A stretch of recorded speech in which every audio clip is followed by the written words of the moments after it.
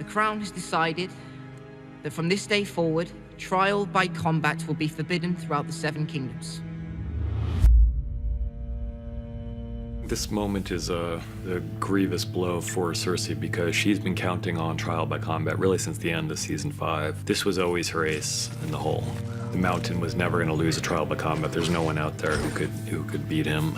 And then Tommen takes it away from her. And knowing really what he's doing, he might be a weak king, but he's not an idiot. You know, he understands that this move is to mean that she's probably not going to fare that well in this trial. So it's a pretty devastating moment for Cersei, and you see that in her reaction, and partly because it's just bodes so ill for this coming trial, and partly because it's her own son who's really betrayed her. 7 blessings to all.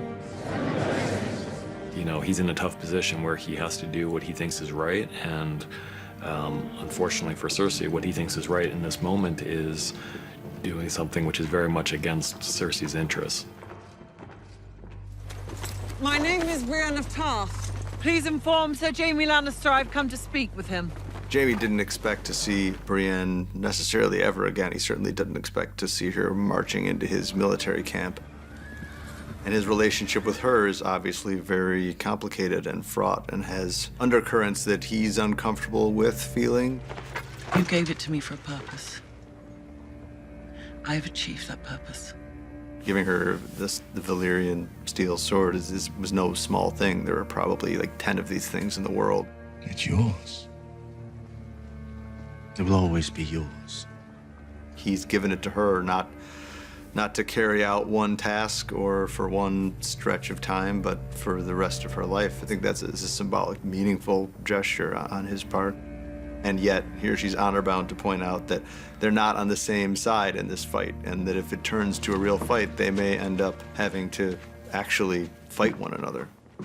It's these two who are not quite sure of how they feel about the other, and he lets her go. You know, he'd be well within his rights to send his men after her to capture her, and it wouldn't be that hard to capture her since she's being slowly rowed away by Podrick, but he doesn't. She might technically be an enemy now that she's serving Sansa Stark, who is still obviously a suspect in Joffrey's murder, but she's not Jaime's enemy. So he's letting her go, and she knows that he's letting her go, and you know, who knows if they'll ever see each other again.